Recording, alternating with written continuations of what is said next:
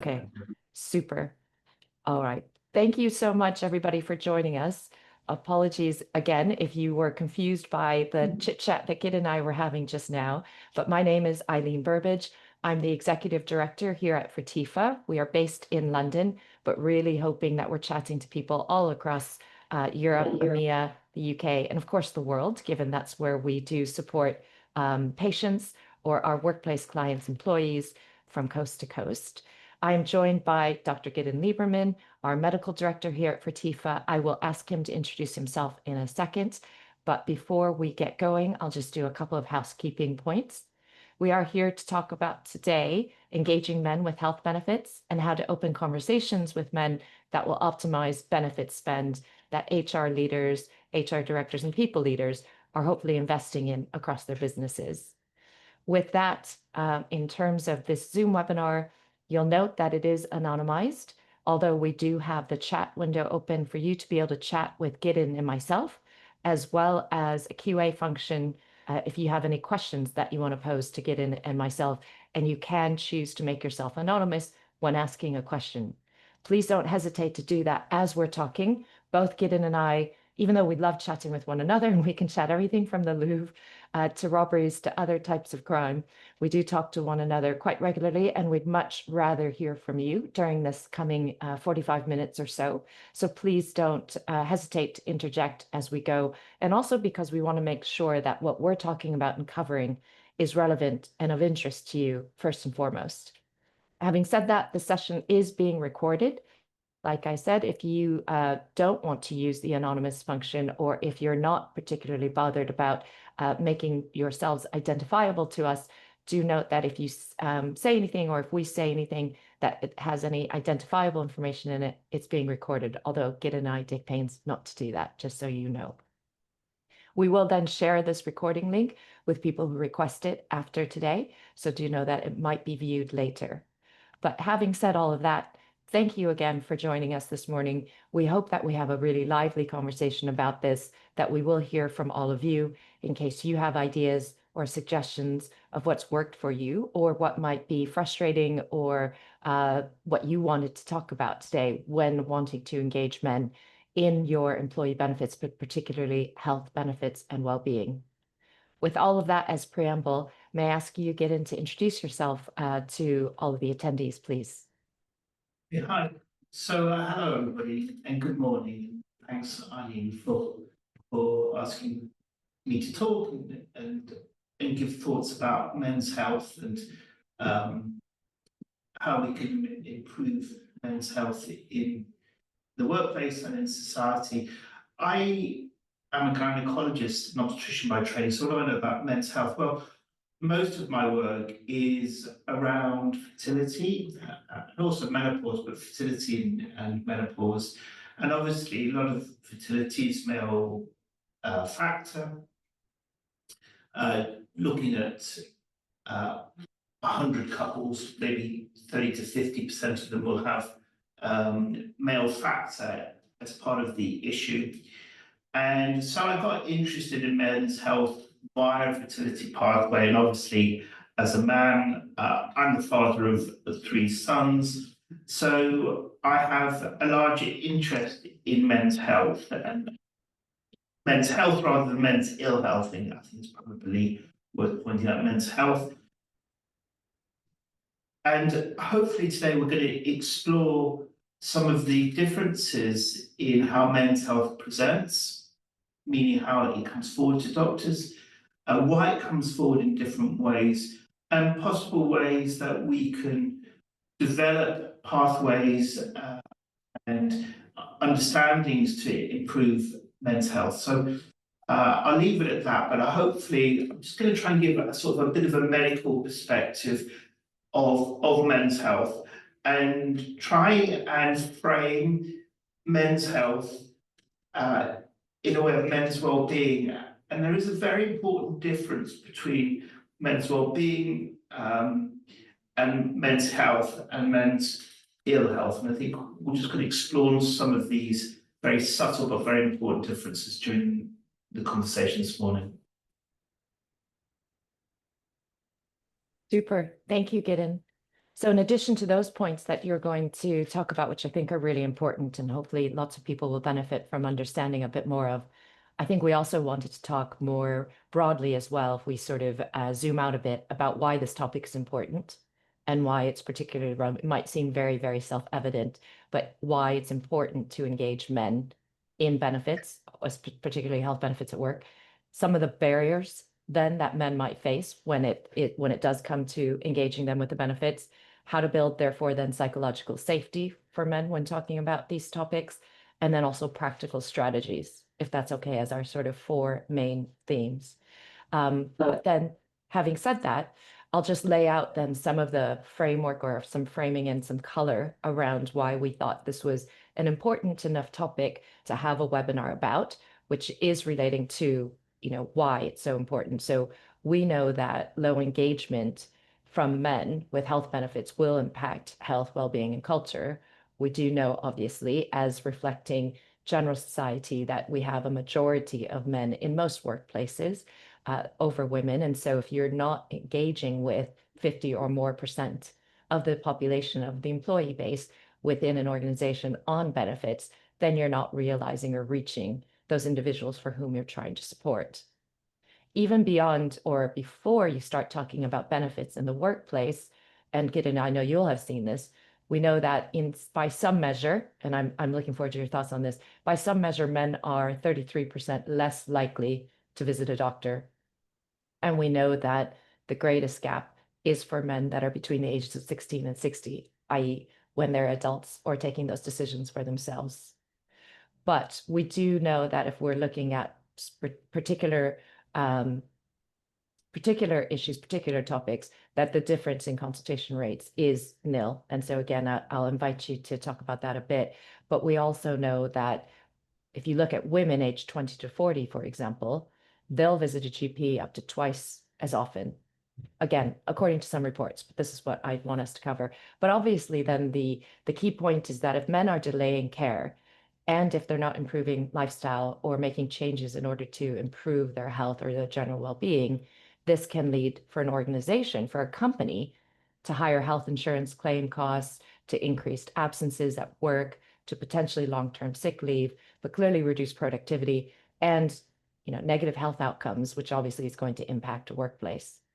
So having set the stage there, Gideon, do you want to chip in about some of those reports, whether or not we really think it's true that men are coming to check in about their health less before we then take it into the workplace, please?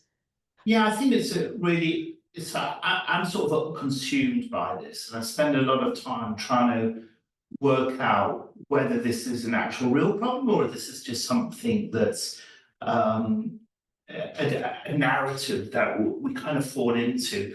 Now, we know that women will go and see primary health care professionals much more than men.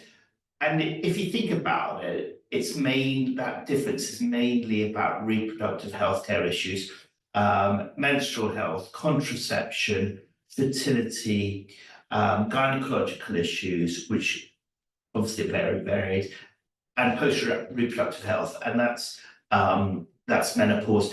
When we think about those in compared to men, I'm not aware of any man who has visited their GP about contraception other than vasectomy.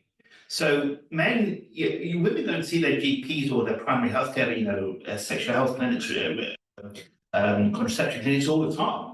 But men, we just don't. We just don't. We just don't think, oh, I better go and speak to somebody about contraception other than vasectomy. Okay, that's when we go to vasectomy. And I want to tell you that the majority of men who go forward for vasectomy do not go on their own volition. They are prompted by their partner to go forward. And we can talk about why that is important and about the health equality in contraception. I think it's a really interesting conversation.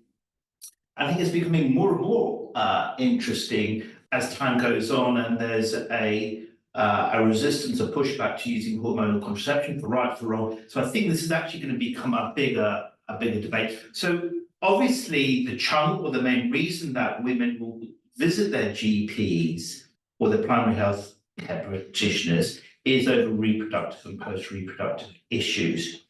When you take that aside, and even when you compare like for like morbidity, so that's illnesses like depression and cardiovascular disease, women will still present more. And it's fascinating why that is.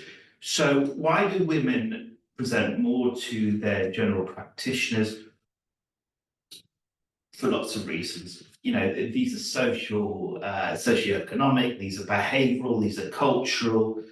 And I'm going to come back to that in a second, I think, because I think that is very interesting, but women will attend seek medical help and advice earlier than men. Okay.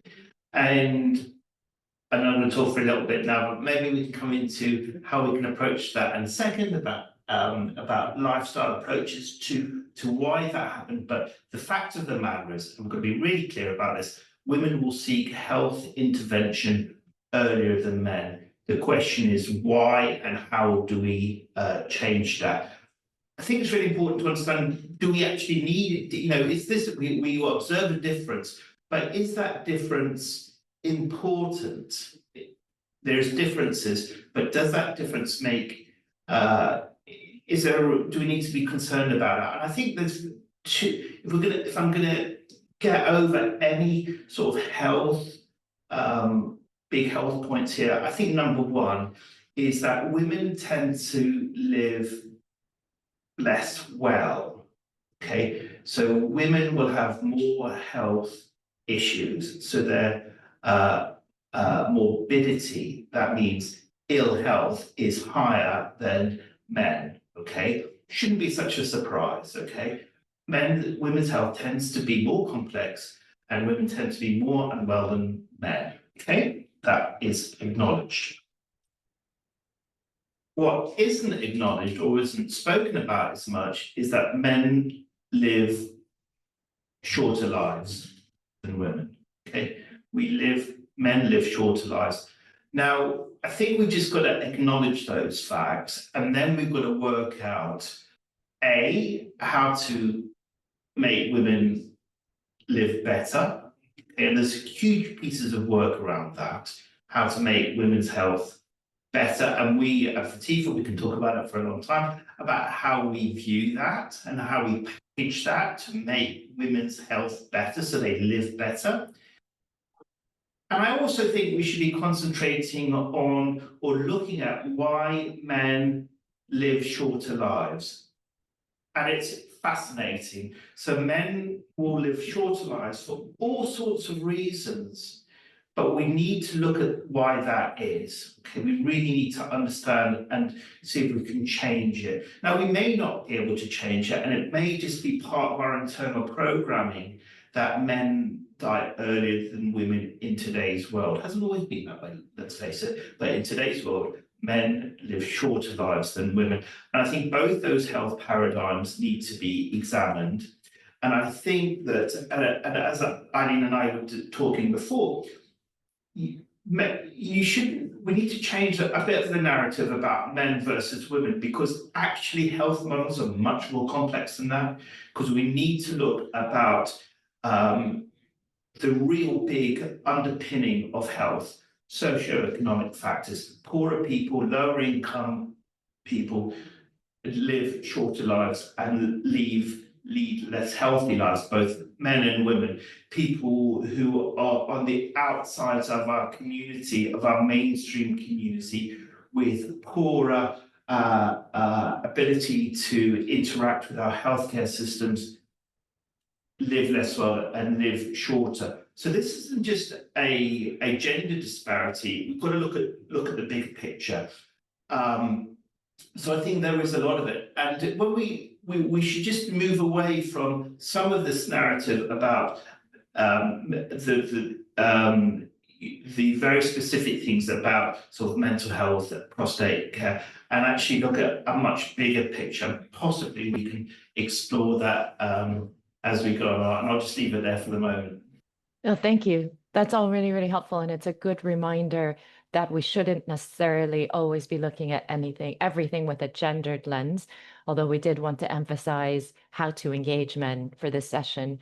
But your saying that also reminded me I should have made a point in the housekeeping points, which is that when we talk for the next, again, now another half hour about men, women, we do recognize that, of course, there will be individuals maybe on the webinar now, or organizations where people are representing that might, identify as being trans, non-binary. And so whilst we're using the terms men, women, male, female, we recognize that that might not apply to everyone, and we're not trying to be exclusionary, but we are using those in the most sort of general sense.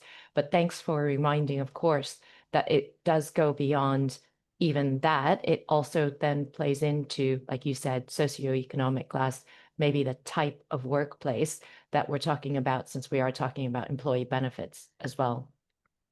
You raised the point that, why does this difference exist between different groups of people, and does it necessarily matter? I do think it's worth mentioning, and again, with the sort of disclaimers about language and such, that different studies have pointed out that there are significant cultural barriers for men and women to be seeking physical and mental health support. So, for example, we know that this makes a big difference and it matters and it's impactful because men are 3 times more likely to die by suicide than women, for example, right? We know that men are up to twice as likely to have inadequate health literacy. And you've made the point that men don't live as long as women, and typically they'll have better health experiences while they're alive. But we know, though, that they see, as you correctly identified, fewer reasons to engage with health professionals. But what do you think about the fact that, some of the areas that can impact them from not seeking support can be so much more severe for men than for women? I think you're right there. When I'm thinking and talking to people about men's health, I very broadly from like a high level, you think about the socioeconomic, the behavioural, and also systemic differences. And I think that a really important part of that is how diseases present. And we were talking about this also, and suicide. We know that um, that suicide remains a leading cause of death in young men. Okay, and for those of us that have been, experienced with friends and family, the effect of suicide. I think when you look on social media about how mental health presents, you will often see images and portrayals of somebody. You often see these you get these very stark stories of this is how an individual was the day before they took their own life, and they often come across as quote unquote just well and normal. Okay, and I think that one of the important things that I want to come across today is actually identification of early changes in mental health for individuals, and how mental health challenges in men can present in sort of non-classical ways. And so when we think about somebody who's depressed, we think about somebody who's silent, sits in the corner, doesn't really interact. Well, that's true for many, but actually for lots of people, it will present as agitation, it will present as anxiety, it can present as anger. We know that a very obvious way that it presents is with substance abuse, with alcohol, and we can spend a whole morning talking about alcohol abuse in today's society. And I think that early recognition of these changes in behaviour are aspects that need to be picked up by individuals in the workplace. And I think we're all kind of attuned to it. We're all kind of aware of it. It's one of those things that happens, and it's a cloudy day, but until you actually look at the clouds, you don't really see them. But we know that the weather's getting bad out there. And it's just to attune ourselves to actually thinking, why is that guy going for a drink every night? Why isn't he going home? Why is he getting a bit moody? Why is he getting a bit agitated?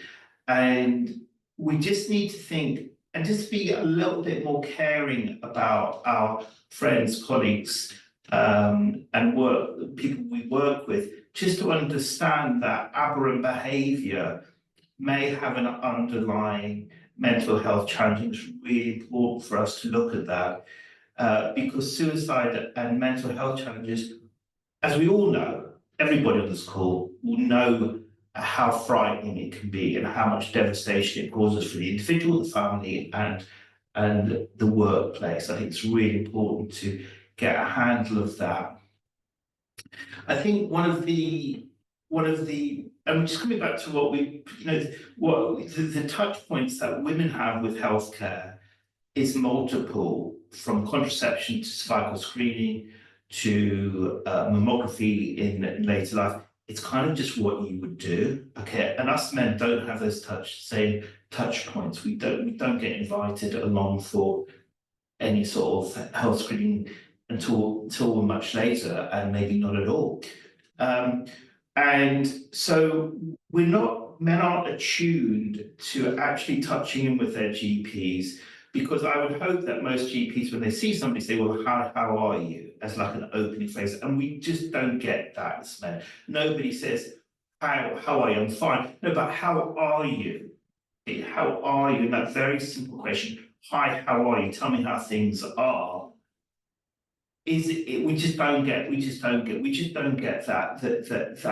that opening, that questioning. And I think that's something that's really important for the workplace, in understanding and seeing behavioural change. And we can come back to this. Now, when we talk about later life and screening and men's health, I kind of want to frame it, maybe we can talk about it slightly later, as part of actually how we approach men's health and engage with them, because I think there are some lessons that we can learn. And I do think that younger people, and I'm kind of old, so maybe can't really talk about it, but how younger men are actually more open to sort of behavioural change and more accepting of the nuances and ways of behaviour that people of my generation just wouldn't have been. And I think what the narrative, as I said before, is to move away from men as being this weird creature in the wrong place, being a penguin in the jungle, to actually understanding how we can reframe our health from a lifestyle approach. And when I talk to young men about their health and women's health, it's actually trying to engage with them on a lifestyle basis. And I think there are messages that people are now absorbing. And I don't know if we're going to talk it now or talk about it later, but I think there are some initiatives that we can use here. No, that's brilliant. And it's perfect sort of foreshadowing of where we are going to go. I think we won't come to that straight away in terms of these practical strategies or these ideas for engaging that you were just alluding to. Maybe before we get to them, we can talk about, firstly, maybe how to create psychological safety and the right environment for then in which then we can use some of these, like you said, touch points or some of these strategies, if that's okay. And I think it is just important to talk about this because we think about a workplace as having a certain context. We might not immediately, therefore, conclude or decide or even agree necessarily that it should be a psychologically safe space for people to talk about their health. But the first thing I wanted to establish is that when we're talking about it, we're not just talking about health concerns, but we're talking about a psychologically safe space for individuals to talk about maybe all areas of their life, which then can lead to points of vulnerability, whether that's with a job, a work-related deliverable, performance, maybe promotion, maybe a job move, a transfer, having a new leader, for example, or a colleague. And so I think it's important to establish psychological safety in the workplace for any of those even directly work-related topics. But then once you've created a psychologically safe space, you can then expand that into other areas of life, which would then also include health concerns. And I didn't know if there was anything you wanted to start with on this topic, Gideon, but I felt, just as I'm listening to you, and you're obviously our medical director at Fertifa, one of the leaders of the company, I thought it was worth underscoring that I think one of the most straightforward but impactful ways to create psychological safety at work is to have it come from the top and to encourage male leaders in this instance to be authentic and to create that sort of safe space by maybe talking authentically, not necessarily having to be overly dramatic or emotional, but about their life experiences that might relate to their health or simply their well-being, or where they end up talking about other areas of life outside the workplace. To know if there's anything else you wanted to add on either that specific point or in general about creating psychologically safe spaces at work for men. So I think what's really important for me is the differentiation between masculinity and men's health. Okay, I think it's really important because the traditional model is that a manly man, a masculine man, doesn't have health issues. Over the years, we've seen how what we would think about is masculinity separating itself from men's health, and we traditionally think about that in sporting roles and how sporting leaders have discussed their own challenges and health issues, predominantly around men's health, but also about sexuality, actually. If you think about the fact of how many back in the 70s and early 80s, it would be very rare for a sporting figure to come out as non-heterosexual, and now that is changing. I'm sort of quite fascinated by the complete absence of sexual and gender spectrum in football, which seems to be the last bastion of heterosexuality. It seems quite weird to me, but anyway. And I think coming to what you were saying about leaders in the workplace, I think it's really important that once one gets to a certain age, you will have health challenges. Okay, everybody who lives and is alive will have had health challenges, and making people aware of that, really, I think, is a sign of strength, actually. And for me, it demonstrates a sign of masculinity that we haven't really talked about much, but actually being able to say, I've had these health challenges is a sign of strength, actually. And I'm not saying I overcame it or I'm a better person for it, but just acknowledging that I had health challenges. And that helps people. It really, really helps people, because if they see that somebody else, and it could be their fellow worker or somebody senior in the team that has health issues, they say, well, it's okay. They've had health problems. I've got health problems. I'm not saying they're better or worse, or it's made them overcome this sort of Disney challenge, but actually that they've had health challenges. Full stop. And you can take your conclusions and from whatever they're taking the learning lessons. But actually, I think my second health message today is everybody who's alive has health challenges, maybe physical, mental, but they have health challenges. And if they haven't had significant health challenges themselves, they will do. And they will have had extended friends and family that will have had health challenges. So it's everybody. And I think the greater the conversation about this, the wider the conversation, the more you demystify it and you take the strength away. Once you name your fear decreases. Okay. So once people say, well, I've had depression, I've had anxiety, I had to take time off work. You sort of depower it. You take away the power just by talking about it, and it's an amazing thing. And it's obviously the basis of most therapy is that actually just talking about these fears, these concerns, takes the power away from it, and we can just decrease the noise, get on with what we're doing, which is either having fun in our personal lives or working hard in our professional lives, just to clear that clutter away. Because a lot of this is clutter that we don't need uh, to weigh us down. So talking about it and senior members of the team talking about health challenges is so important. How many of us have said in a weak moment, in a moment to one of our leaders, oh God, I'm really feeling awful. My partner's had this, that, or the other. I'm going through this, that, and the other. And the leader says, oh, I had that, or my partner, my friend, my sister had that. And then there's just like this welling of relief. Oh God, you know what it's like.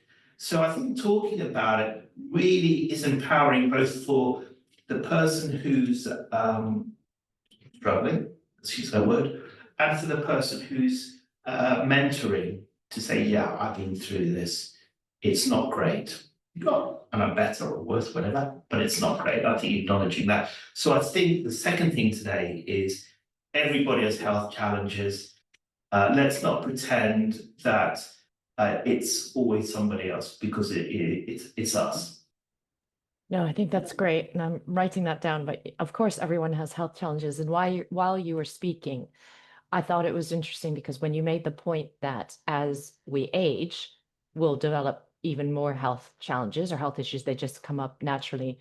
And it occurred to me that actually in the workplace, it feels to me like individuals, whether they're senior leaders or not, have no problem talking about tennis elbow, a torn ACL from a football injury, or something that might be relating to sport or something active or something that still to them demonstrates youth and vigor. But if we don't really talk about, people might not talk about their back or their knees, or again, something relating to reproductive health that might change as they age. And it might actually be attributable to sort of, the cause or the reason for what's happening, but what people might talk about. But if we could acknowledge that, as you said, everyone goes through health challenges and changes, and they do happen more as we age. We need to normalize that. And like you said, take the power away from the stigma that's associated with those things. Talk about it as freely as we might do from a skiing injury or tennis elbow or some other sport industry. And I think it sounds like, we very much agree that leaders can really be the best example and to help open up that psychological safety. Some other points that I'd mention might also include, other ways to reflect this are for an organization to have, say, a policy specifically for men's health. So it doesn't have to be an extensive, super detailed or, over the top policy itself. But I think just knowing that in a table of contents or in an index of policies that exist on the page, the benefits page of a company's portal, intranet, whatever it might be, and that there's one there that's earmarked for men's health is enough of a signal to say that the organization acknowledges and knows that this is a thing, that it exists and it warrants a policy, even if it doesn't have specific days off attributed to it, even if the policy is you should take sick leave if you're not feeling well. But just to say that men's health is important enough to have a policy, I think goes a long way. And then the other point I'd mention is potentially setting up ERGs, resource groups, where men can support one another and feel like if the organization itself isn't at large already psychologically safe enough, maybe there's a subset or a group within the organization that will be seen as particularly supporting or beneficial to men. I don't know, what do you think about those other 2 points in addition to the leadership point given? Yeah, thanks. I think it's really important to have policies for men. And when I talked to young men, and I came into talking to young men from a menopause perspective, I know it sounds kind of weird, in supporting people going through menopause, and somebody said to me, can you talk to a group of young men about menopause? And I was like, Okay. And then I asked them about menopause and they were like clueless, like really clueless, which is fine because when I was a young man, I didn't know anything about menopause either, and clueless. And then I just started, exploring more and more health issues and with young men. And we know that the biggest health disparities you're saying is between men between the age of 60 and 60, who just generally don't go for cultural reasons, fear reasons. I mean, most men, if you say, why don't you go and see your healthcare professional, they're scared, they're scared of what will be said. They're scared that a a chest problem will be something very, I mean, be something awful. I think maybe a year or two after COVID, I wasn't breathing well, and I just was struggling with my breath. And I had persuaded myself that I had a lung malignancy. Okay, it's not just lay people who have health neurosis. I wouldn't go and see my GP because I was catastrophizing that I had a lung malignancy. What's going to happen to my kids? How am I going to pay the mortgage? And so I was catastrophizing. So I'm one of that 30%. And I went to the GP, and the GP said, you've got a chest infection, take some antibiotics.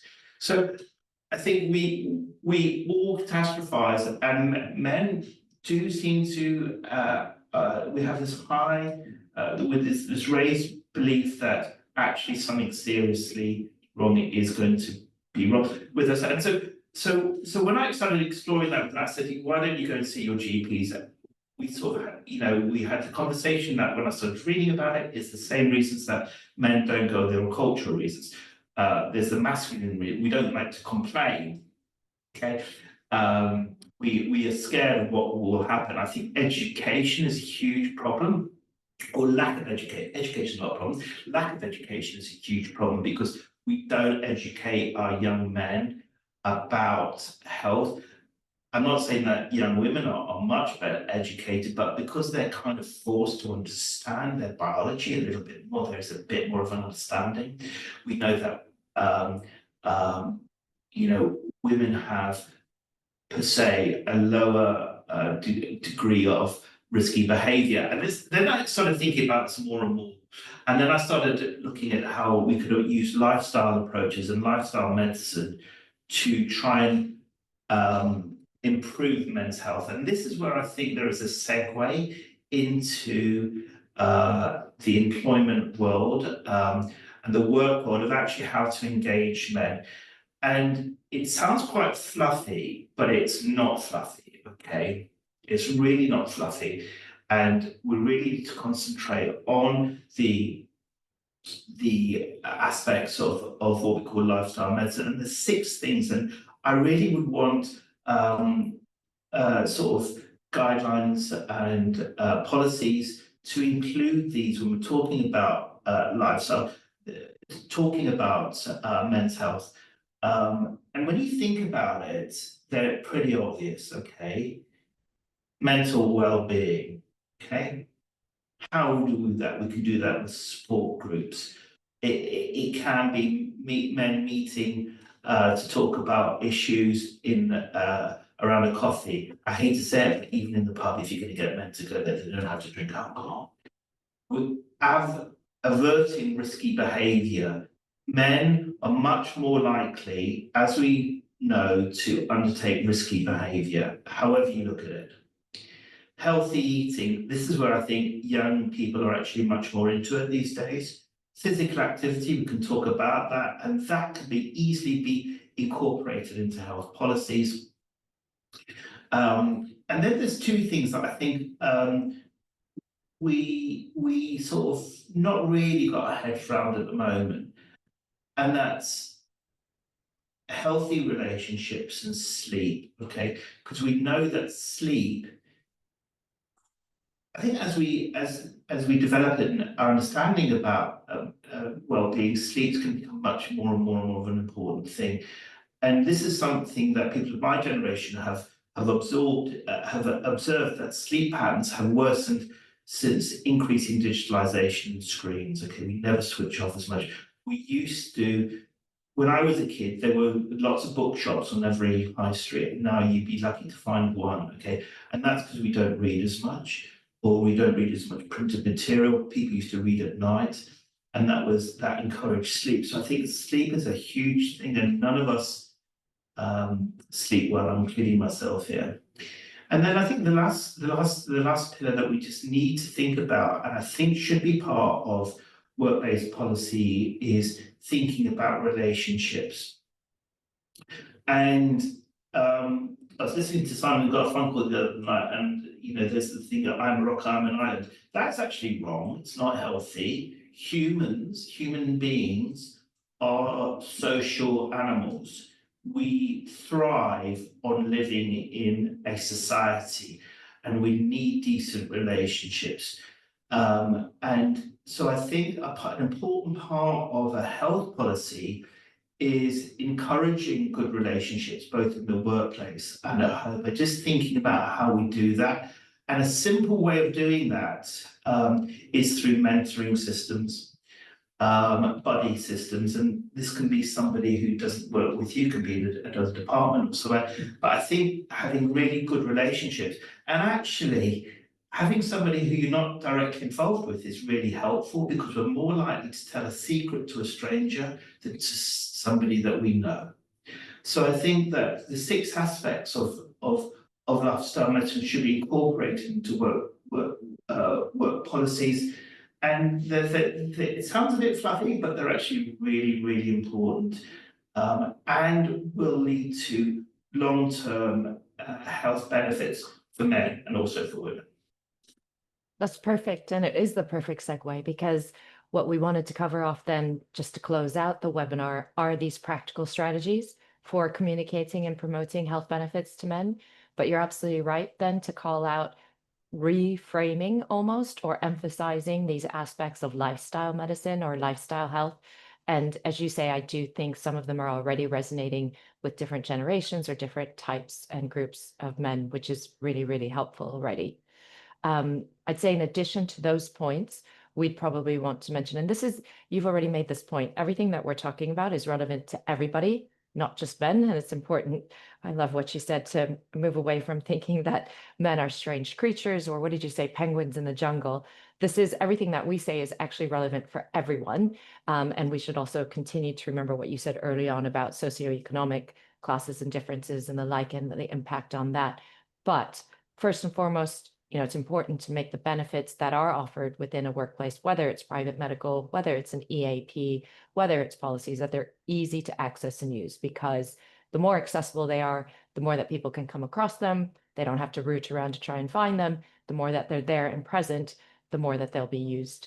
And then, of course, as you've just described, reframing it slightly in ways that might resonate. So again, the lifestyle points about healthy eating, physical activity, all of that's going to lead to better habits and better health outcomes.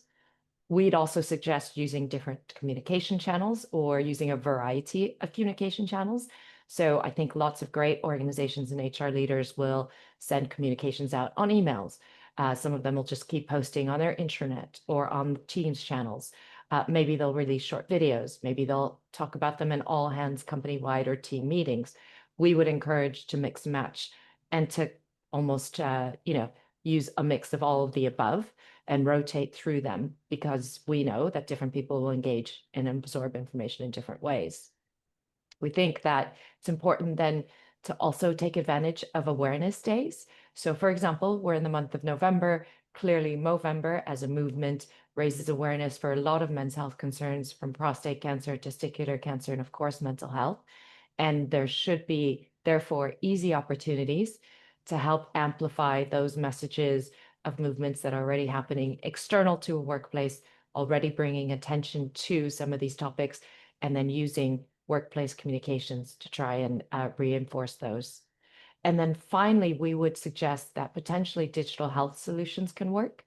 Again, whether that's working with a provider such as Fertifa or others, there are many others in the sector, that'll prioritize or ensure for individuals at work that there's confidentiality, there's a safe space, there's anonymity, and that potentially the concern they have about impacting their work, the perception that people might have of them at work, is preserved and is ensured. Those are some of the points that we want to make about practical strategies, in addition to what we've already covered, And I will go into a recap because we're now coming up to almost 10 minutes before the next hour. But is there anything else you wanted to add, Gideon, before I try to recap within maybe 1 or 2 minutes all of what I think are the key takeaways that we've talked through in the last 45 minutes or so? Thanks, Eileen. I think the things that I would just emphasize is to remind everybody that we've got all health challenges, and when you're making um, policies for your work, make them very easy to access for men, and try and design them so that they are engaging and are based on these principles of lifestyle medicine that people can practically put into their lives so that they do it. No, that's really important. Thank you very much.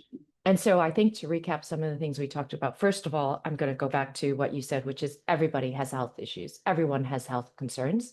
So we're not just trying to frame this specifically to men, but we did want to note that in the month of November, which is an awareness month for men's health, how to specifically target those who might engage less, that it's important to be mindful about socioeconomic differences as well, and the impact, therefore, for different people from different socioeconomic classes.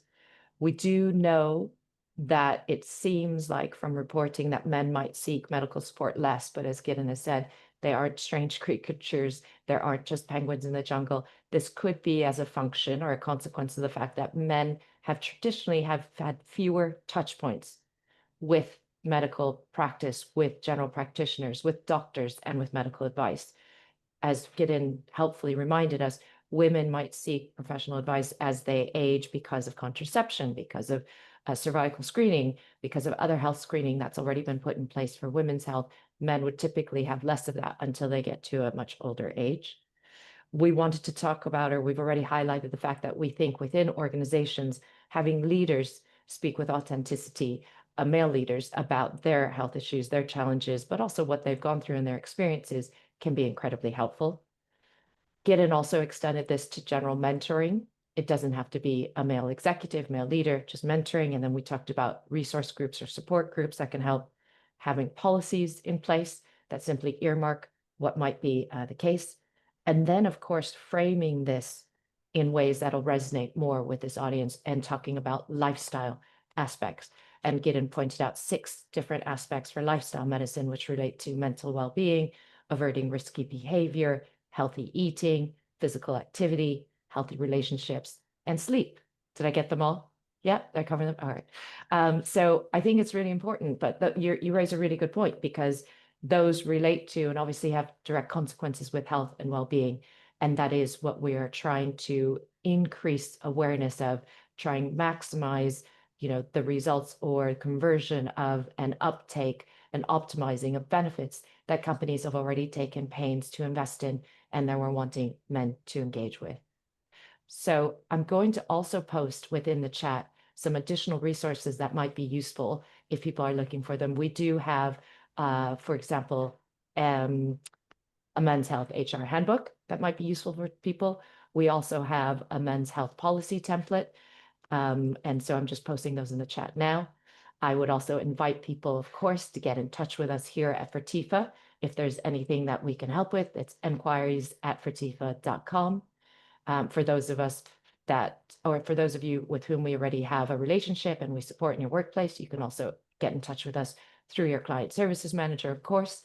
But we're hoping that the conversation has helped to inspire or suggest ways, strategies, and reframing of how to engage men even more in topics relating to benefits, particularly healthcare, why maybe we've gotten to this point, or we thought that it was an important topic, how it's important, not to say that it's because of men, but it might be because of historical and societal patterns and traditions that we've imposed upon men or that men are responding to, and how then to increase that engagement, again, for the betterment of your workplace and for the policies you already have in place and the benefits you already have in place.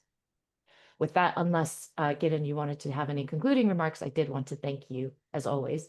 I've enjoyed chatting to Gideon like I always do, from everything relating to petty crime and some of the things that some of you might have overheard us talking about before the webinar started, to, of course, this important topic about including men in these conversations especially during this month of November. And thanks to all of you who have joined and taken the time to join. I've been keeping an eye on it, and I've been really, really grateful that it doesn't seem like we had engagement drop at all during the conversation. So hopefully that means it was relevant and useful to all of you. But we'd appreciate your feedback as to what you might like to hear us talk about in future, maybe delve deeper into other topics, or maybe more on this topic if that's useful. But thanks so much. Somebody's just asking how they could get a copy of the webinar. We have been recording the session, so if you do want a recording of it, do just get in touch with us and we can send that to you. Thanks so much again, Gideon. Really, really appreciate it. I'll see you back in the office in a second. And thanks to everyone for taking the time to join us. Take care, everybody. Thank you. Bye-bye. Thanks, Gideon. Bye.